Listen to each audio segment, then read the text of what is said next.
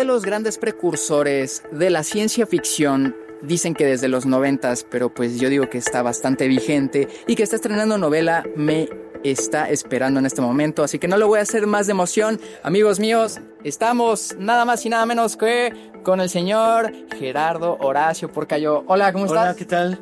Muchas gracias. ¿Qué tal? ¿Cómo están por ahí? Pues vamos a platicar. Voy a poner la cámara acá en el tripé que nos está esperando y ahorita nos vemos. ¡Hey!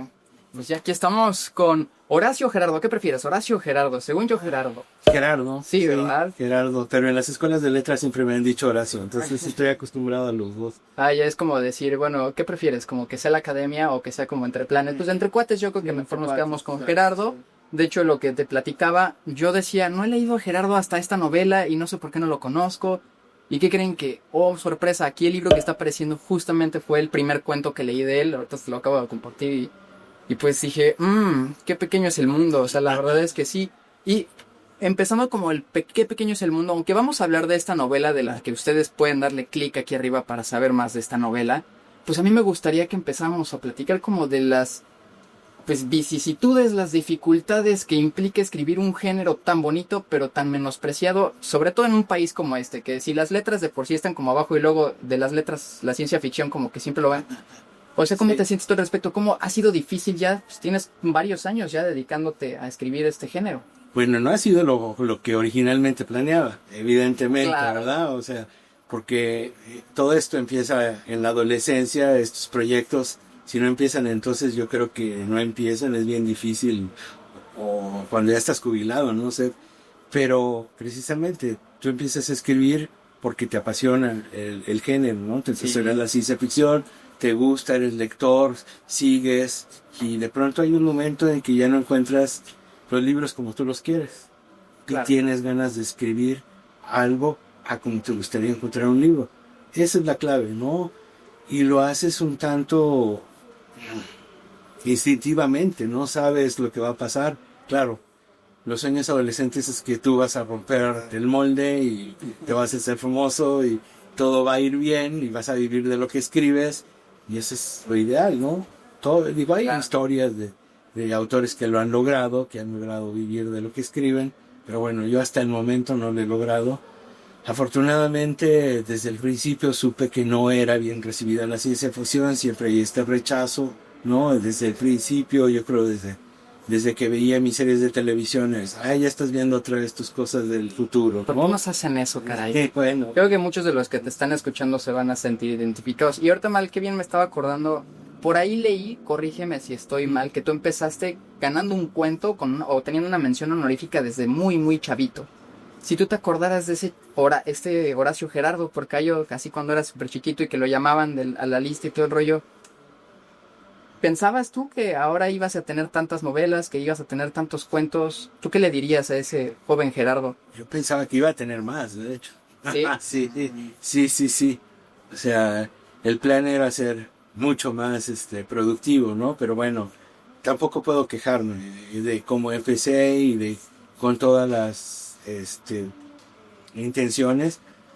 Creo que va pese a todo bien la carrera, ¿no? Por lo que te decía, claro. Siempre hay este menosprecio a la ciencia ficción, siempre se considera a partir de lo fílmico y de lo tradicional, ¿no? Sí, los hombrecitos verdes, los ovnis, bla, bla, bla. Cuando en realidad hay un montón de géneros, subgéneros, todavía parte de la ciencia ficción. Claro, y esa es la reducción a absurdo, ¿no? Digo, la invasión extraterrestre quizás ha sido lo más publicitado, es el miedo más grande que ha existido, ¿no? Orson Welles adaptando a H.G. Wells en La Guerra de los Mundos, sí. Digo, hasta la fecha es una cosa que se sigue retomando culturalmente, porque fue todo un shock, ¿no? Ese momento en que aparentemente llegaban los misiles y se siguen haciendo. Sí, pues apenas la BBC acaba de sacar ya su primer tráiler de la adaptación, pero en la época de H.G. Wells, ¿no? Porque si nos remontamos a la adaptación de Tom Cruise, sí, claro. Bueno, guácala, ¿no? Pero sí, la BBC creo que puede valer la pena esa.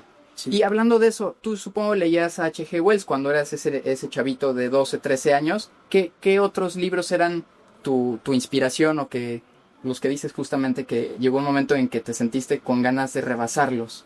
¿Qué leías en ese Pues entonces? no, mira, el problema es que uno tiene que formarse su biblioteca de ciencia ficción. Yo no te puedo decir que haya crecido en un ambiente sin libros. De hecho, yo tengo que agradecer a mis papás que siempre hubo libros, pero eran libros más bien, lo que te venden tradicionalmente, estos que te mandan por correo y bla, bla, bla. Ok. Empastados y demás. Ya saben ustedes de qué hablo. Además, Como un novelas. caballito por ahí, ¿no? Ajá, exacto. Y además novelas reducidas, ¿no? Sí. Resumidas, ¿no? Evidentemente yo no leía eso. Mi papá me compró El Tesoro de la Juventud porque a él le gustó mucho cuando estuve en el seminario. Él provenía de un pueblo muy pequeño, entonces sus estudios fueron en el seminario durante 6 años. Y me compró esa enciclopedia y fue de hecho lo primero que leí cuando se descompuso la tele, porque ya dije, empecé con la televisión, viendo series de televisión japonesas, ya en ese entonces existían y ya en ese entonces trataban la ciencia ficción, los robots gigantes, Sí, claro. los viajes espaciales, todo eso. Marino en la Patrulla Oceánica era algo que a mí me gustaba mucho y era un chavito que patrullaba los océanos precisamente contra lo que ahora vemos que hace el Rainbow Warrior, es decir, patrullas ecológicas ya desde ese momento, desde los 60s, imagínate, o sea. Sí, claro, Sí. pues mira, por ejemplo, a mí me acuerdo ahorita de hablando así un poquito más, no necesariamente los japoneses, pero pues ya ves que Guillermo el Toro que retomó tanto esto para hacer Pacific Rim y todo el rollo, Claro. que pues digo, aparte ustedes son más o menos como de la generación, exacto, ¿no? sí. Precisamente. Sí. Pero, o sea, hay cosas que no son tan nuevas, entre comillas, pero que hablamos, o sea, no nada más H.G. Wells, sino el día que la Tierra se detuvo, por ejemplo. Sí, claro. O sea, la primera datación es viejísimo, ¿no? Y todo en blanco y negro y todo el rollo. Y ahora que la retomaron hace unos cuantos ayeres con Keanu Reeves, pues sigue siendo algo vigente, ¿no? Sí, Sigue siendo algo que nos intimida tal vez un poco. Y sigue siendo impresionantemente buena la primera, pero bueno. Sí, la verdad es que sí, yo estoy completamente de acuerdo con eso. Sí, sí. Muy bien. Bueno, pues ahora yo quiero empezar, bueno, ¿quieres decir algo más? No, iba a retomar esto de Sí. H.G. Wells, no empecé con H.G. Wells, de hecho, cuando se descompuso la tele, empecé a buscar a Edgar Rice Burroughs, porque me encontré un cómic. Ok. Lo primero a lo que recurrí fueron los cómics, ¿no? Sí. Y luego a El Tesoro de la Juventud, y luego a todos los libros que había, etcétera, etcétera. Pero encontré un cómic que estaba basado en Edgar Rice Burroughs, en La Princesa de Marte, y a partir de ahí me volví cazador de libros. Cuando eres escritor de ciencia ficción, más bien lector de ciencia ficción, Sí. te tienes que volver cazador de libros, porque no en donde quiera los encuentro. Le llevó 10 años conseguir la novela, y en el camino me encontré a muchos autores. Asimov hacía una gran labor de difusión de la ciencia ficción y fue de los primeros que tomé. Edgar Allan Poe, Claro, ¿no? los grandes también. Edgar Allan Poe. Que no me atrevería a decir que sea ciencia ficción él, pero es un escritor que También la inició, ¿no? Con cuentos como el caso del señor Valdemar. En ese momento el magnetismo, es decir, la hipnosis, se veía como una ciencia. Ok. En ese momento. Sí, Sí. no lo había pensado esas. Pero empezó haciendo este experimento de hipnosis para superar la muerte. ¿No? Entonces, sí, ese es uno de los primeros, el descenso al Mars, ¿no? Hay varios, ¿no? De hecho, hay unas compilaciones sobre la ciencia ficción de Edgar Allan Poe. También le inventó, como el relato de terror, como el relato de detectives, pues, el Sí. inventor de 3 grandes géneros, ¿no? Que hoy dominan los medios masivos de comunicación. Sí. Y que pues derivó a que muchos autores se inspiraron, ¿no? A mí se me ocurre así de primera instancia Lovecraft. Sí. O sea, por ejemplo, entre Poe y Lovecraft, yo siempre Lovecraft lo he metido más como en el nichito de la ciencia ficción Claro. que a Poe, pero ahorita que me lo dices dije, claro, o sea, no lo había pensado desde esa perspectiva. Sí, sí. Uno se tiene que ir adaptando, ir viendo exactamente lo que estaban haciendo, ¿no? Porque evidentemente no, después de ver esas series japonesas encuentras algunas cosas como lo que sea Allan Poe y de pronto dices como que esta historia ya la había visto, que sí, pero él inició muchas de estas historias, ¿no? Sí. Entonces, H.G. Wells no me lo encontré de inmediato, pero empecé con El Hombre Invisible y me volvió loco, ¿no? La Isla del Doctor Moreau, que tiene mucho que ver con esta novela, ¿no? Es un juego por ahí de homenaje también a la del Doctor Moreau. Y a Verne, yo amaba las versiones adaptadas de Viaje 20.000 leguas de viaje submarino, pero cuando traté de leerlo nunca pude acabarlo. Es tan extenso, tan largo, tan decimonónico. En cambio, Sí. Wells es rapidísimo. Wells se lee de otra manera. Y no es, ni lees, no es de inmediato, ¿no? Y es impresionante porque ni siquiera hay una cantidad de... O sea, no hay siglos. O sea, apenas si pasaron menos de 100 años en la diferencia, ¿no? Sí, claro. Las publicaciones entre uno y otro casi. Sí, sí, exacto. Pero bueno, fui armando mi biblioteca y uno de los fundamentales fue Asimov para armarla.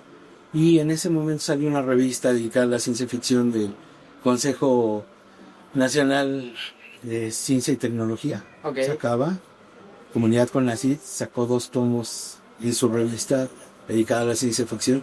Y ese fue como mi primer guía, ¿no? A partir de ahí empecé a conseguir en librerías de viejo y ya me volví loco y de pronto ya estaba escribiendo ciencia ficción. Yo encontré un poquito de Asimov también en esta novela, o sea, digo, a final de cuentas, y yo quería preguntarte, ¿cuál es tu cuento favorito de Asimov? Así, el que se te venga así, como dicen a bote pronto. De cuento no te puedo decir. No, te ok, puedo decir novela. novela, El fin de la eternidad. Esa Ok. es mi gran novela, ¿no? La gran novela de Asimov, que yo siempre dije, ¿por qué no sigue escribiendo así?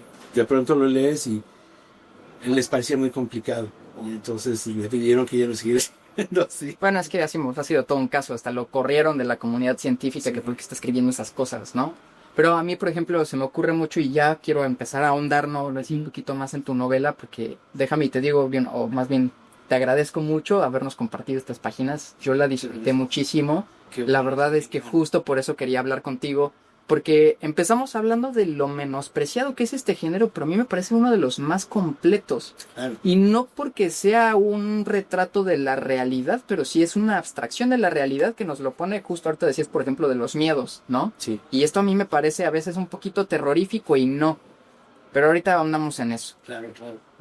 Empezando por Asimov, ¿no? Esta situación. A mí, por ejemplo, lo de los cuentos, yo sí puedo decir. Mi cuento favorito de Asimov es La última pregunta. No sé si te acuerdas Claro. de ese, ¿no? Claro.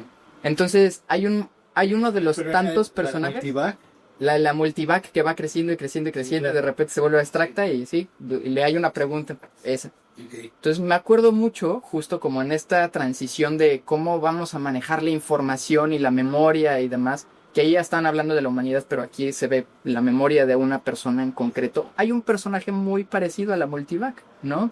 Como en esta Claro, parte claro. como de la... Gracias. No, muchas Sí, gracias. sí, lo digo. Entonces, a mí me gustaría pensar como justo, ¿cómo te imaginarías tú ser a este personaje? ¿Cómo, o sea, Alejo, ¿te gustaría pensar que Alejo existiera? ¿Ya sea el original o las copias? Me gustaría pensar que existiera, o sea, no entiendo mucho la pregunta. O la tecnología para lograr que existiera lo que le pasa a Alejo. Claro, sí, pero no en ese nivel de ¿cómo se llama? De sometimiento, ¿no? Ahí es Sí. solo uno el que posee la tecnología. Ahí pareciera como... Súper dictatorial. Sí, exacto, súper dictatorial. Sí, ahí podría parecer como la clásica historia del científico loco, pero no, la idea es esta de estas empresas, como decía William Gibson, que crecen desmesuradamente y de pronto se apoderan de los países, los aibatsus que decía William Gibson, Ujú. es como eso, ¿no? La empresa de este cuate. Entonces, sí, eso es terrible, pero el problema es que no sabemos si ya puede existir este tipo de Pues, tecnología, ¿no? yo la verdad es que cuando me pongo a pensarlo, ojalá y que no llegara a ese grado, ¿no? Porque justo es como la perspectiva, y eso también me gusta mucho, del gran villano. O sea, Sí. regularmente cuando estamos en la ciencia ficción, siempre, y retomando justo que sé que eres una persona que introdujiste el cyberpunk a México, Sí. regularmente es con mucha tecnología y muchos pobres, cosas así por el estilo. Y siempre es como vamos a darle en la torre a la persona que ostenta el poder, ¿no? Digámoslo en términos Sí, capitalistas. Y aquí lo estamos viendo retratado. Pues es ese hombre que tiene todas las nociones tecnológicas, adquisitivas, de poder y demás. ¿Es un antivillano tal vez? ¿Tú lo denominarías así a Alejo? Alejo, ¿O el primerito? sí, al protagonista, sí, quizás un antivillano. Es muy interesante además tu noción o tu nueva nomenclatura, ¿no? Pero sí, o sea, porque es una versión del villano mayor, que es el que controla todo ese imperio, y actúa como alguien que tiene que sobrevivir, que tiene que ir sorteando y todo eso. Entonces sí, ¿A ti cómo llegó? ¿Cómo llegó Alejo a ti? ¿Cómo llegó Alejo a mí? Mira, la verdad es que tiene mucho que ver con mi vida personal y con la muerte de mi papá que murió con demencia senil. Entonces empecé a preguntarme sobre la memoria porque vi sus cambios. Cuando una persona tiene demencia senil empieza a tener cambios de comportamiento, ¿no? Empieza a retroceder en épocas, a cambiar, de pronto era adolescente, de pronto era niño, de pronto no se acordaba de cuál era su trabajo. Y entonces empiezas a indagar en eso de la memoria, pero resulta que hay una cosa que se llama memoria flotante, que es lo que define a este tipo de demencia, y que es muy semejante a lo que nos pasa cuando nos intoxicamos en exceso con alcohol, y de pronto tenemos un blackout y al otro día no sabemos qué pasó, y empiezas a reconstruir, te empiezan a llegar pedazos de memoria. Y ni siquiera en orden, ¿no? Y ni siquiera en orden, no sabes qué pasó, nunca vas a saber qué pasó exactamente, ¿no? Y eso es lo que le pasa a las personas con demencia senil. Entonces, la verdad es que en lo más interno sale de ahí la historia. Yo tenía que escribir algo sobre esta circunstancia, este momento terrible de ver así a tu papá y a mí. Y pues terminas indagando y explorando en qué onda con la memoria, ¿no? Claro. Y entonces esta es una versión más joven de este dictador, ¿no? Alejo es una versión más joven de este dictador que de pronto tiene impulsos juveniles y trata de sobrevivir como un joven, no como un anciano que se sabe todopoderoso, ¿no? Sí, claro. Dueño del imperio, ¿no? Él sabe que es dueño del imperio, pero ni siquiera lo asoma, es así como más adolescente, más joven, no digamos adolescente, más joven su reacción, ¿no? Más esperanzada. No tenía como muchas dificultades en la vida, entonces no le importaba como ser demasiado consciente de su entorno, ni de los demás, ni de los demás, que al mismo tiempo es el mismo. Sí. Y eso es como súper curioso, ¿no? Sí. O sea, cuando mi hermanita me vio leyendo el libro, me dijo, ay, ¿de qué se trata y todo? Entonces como que traté como de explicarle, pero le dije, mejor léelo. Pero ahorita, spoiler, esto así censurado, aquí 2 minutos, adelántenle. No, me acordé mucho de los Horrocruxes, un poquito, ¿no? De Harry Potter. Ajá, sí, o sea, claro. Como esta parte como la de la división del alma y todo. Porque decía, claro, o sea, las memorias están tan editadas, y es una palabra que tú utilizas, sí, ¿no? En la novela, que de repente es como, siguen siendo él, pero ya no son él, porque la memoria fue cortada. Y ahorita que me dices esto de la demencia senil, pues no habría hecho como ese match para decir, claro, o sea, a final de cuentas, toda tu memoria y todo lo que corresponde, sea malo o bueno, te conforma como un ente completo. Sí, y te asumes. Sí. Cuando te despiertas, sea lo que sea, te asumes como ese ser, ¿no? Con las memorias que tengas. Sí. Sí, pero entonces sí, bueno, esa es la base, por eso surge, me gustó mucho esa definición de antivillano. Sí, muy bien, pero esa es eso es lo que marcó la novela, ¿no? Y bueno, el paradigma de la isla del Doctor Moreau, un poco jugando con la invención de Morelos también. Sí, de bien acá. También lo estaba pensando un poco ese. Y no había pensado en Multivac. Y ahorita que me decías de cuentos, de pronto dije, no, cuentos no, pero sí, los cuentos de Asimov, mis favoritos son los de Yo Robot, de la original compilación de Yo Robot, ¿no? Que aquí es como la inversa en realidad, sí, ¿no? O sea, el Yo Robot que está buscando como ser más humano, y aquí es como el humano que no sé, es que no quiero decirles, ustedes tienen que leer la novela. Ay. Sí, es difícil de pronto cuando te pones a escribir así, que quieres tener una novela con tensión y que te hagan leer, de pronto es muy fácil que sueltes spoilers, ¿no? Y que hagas este tipo de cosas. Pero hay que hablar de la novela, entonces. Hay que hablar de la novela. La verdad es que sí, eso justo me gusta, porque el personaje se va descubriendo a sí mismo. Llega un momento en que él no asume como lo que le va a pasar, pero al mismo tiempo como que pues también sabe que está en una zona de confort. Entonces al final en el prefacio yo quiero entender que a lo mejor ni se avienta a ser libre o no, porque está como en una zona de confort, protegido y medio... Todo se les juntó alrededor en el mundo. Sí, pero todo en conflicto, ¿no? Porque una cosa es que hay conflicto interno siempre y el mundo sigue teniendo conflictos, ¿no? Esa es la cosa. Entonces, sí hay la búsqueda de la libertad, pero siempre en tu búsqueda de libertad vas a encontrarte cercos, ¿no? Sí. Al final de cuentas vives en un mundo complejo, bien extraño, que no sabes hacia dónde evoluciona y pese a todo tienes que pugnar por ser libre, ¿no? Eso es muy interesante. Sí. Sí, sí, es lo que busca también decir la novela, porque de alguna manera tienes que adaptarte a las situaciones en que estás, ¿no? Entonces, la gran tragedia y la gran ventaja del ser humano, ¿no? Como decía Althusser, que somos seres arrojados a un mundo sin instrucciones, ¿no? Sí. Ese es el problema y tienes que irte adaptando a los cambios de circunstancia, a los cambios de gobierno, a los cambios de tecnología, ¿no? Toda esta tecnología que tenemos hoy en día, a la que nos hemos acostumbrado mucho, pues era impensable, era cosa de ciencia ficción hace 10 años, hace 15 años. Sí, sí, sí. O sea, yo a veces me pongo a pensar cómo le haría para llegar de un lugar a otro sin Google Maps. Así de fácil. Exacto. Yo sé que existía la guía Roji, pero aunque las he tenido en mi mano, nunca he tenido la necesidad de usarla y seguramente no sabría utilizarla. Sí, pero ya nos adaptamos. Y ahora, bueno, falta ver cómo seguimos evolucionando esto, ¿no? Pero sí es parte de esa aventura del ser, ¿no? Del simplemente ser, del sobrevivir.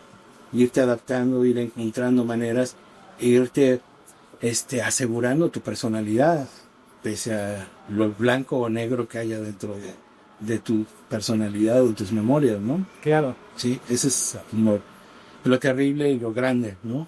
Sí.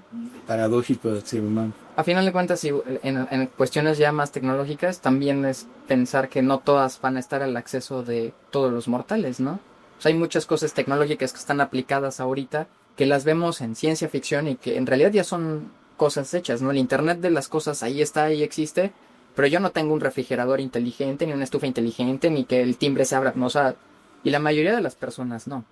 Y cada vez que llega una cosa inteligente yo lo bloqueo para que no me anden espiando, porque esa es la primera utilidad que le dan nuestros gobiernos o las compañías. Otra vez, volvemos a las compañías. Claro. Ellas tienen que capturar cosas para seguirnos vendiendo cosas, ¿no? Entonces, eso es lo terrible, pero bueno, ventajas y desventajas, ¿no? Mira, lo que podemos pensar que hay un punto positivo es que si la persona está viendo este video, pues ya les va a aparecer inmediatamente el hipervínculo para Amazon o para la tienda del Fondo de Cultura. Compren el libro, Sí, exacto. lo lean y pues sí. Léanlo, vale. Aparte está súper bonita la edición, o sea, está muy sencilla, pero pues es como el plan que trae ahorita el fondo de que está o sea, literal, de menos de una chela ya se compraron este libro y lo pueden leer en un día.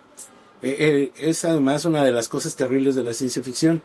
Puedes conseguirla incluso en librerías de viejo, pero siempre carísima, porque la mayor parte de la ciencia ficción llega vía traducción en España e importación. Entonces nos llegan carísimos los libros, ¿no?